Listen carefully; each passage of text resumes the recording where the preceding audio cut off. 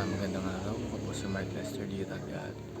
Ito po ang aking daily devotion ngayong January 11. The Fallen World, Adam and Eve, na tinalakay po ni Pastor Russell Ocampo sa 365 Daily Devotions. Ang Bible verse po yung araw ay galing sa Genesis chapter 3 verse 21 to 24. Sabi po ay, "Unto Adam also and to his wife did the Lord God make coats of skins and clothed them. And the Lord God said, Behold, the man is become as one of us, to know good and evil. And now let's he put forth his hand and take also of the tree of life, and eat and live forever. Therefore the Lord sent him forth from the garden of Eden, to till the ground from whence he was taken.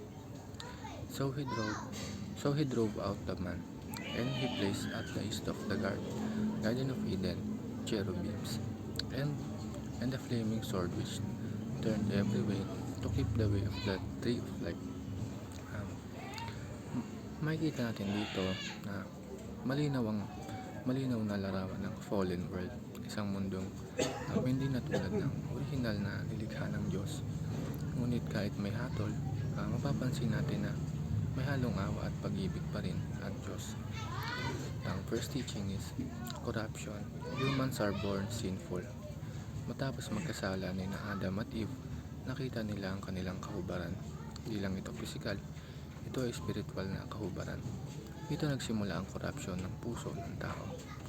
Tayo ngayon ay hindi na pinapanganak na inosente. Pinapanganak tayong may likas na pagkahilig sa kasalanan. Kaya kahit bata pa, marunong na tayo magsinungaling, magdamot, at maghimagsik.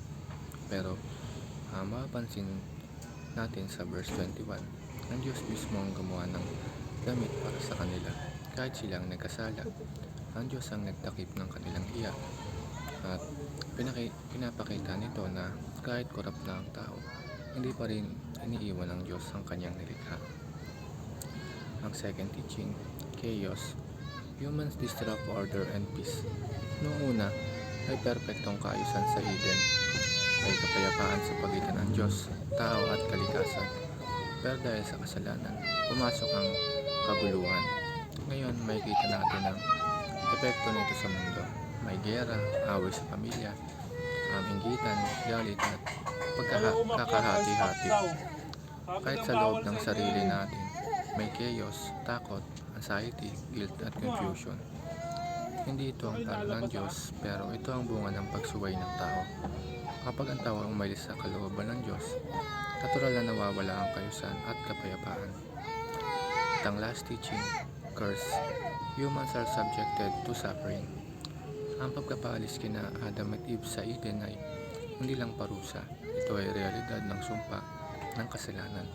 Simula noon, ang tao ay kailangan magtrabaho ng mabigat, makaranas ng sakit, lungkot at sa huli, kamatayan. Ang paghihirap natin ngayon, sakit, kahirapan, pagkawala at luha ay bahagi ng mundong nahulog sa kasalanan. Hindi ibig sabihin nito na masama ang Diyos, kundi seryoso ang Diyos sa kasalanan. Yun lamang po.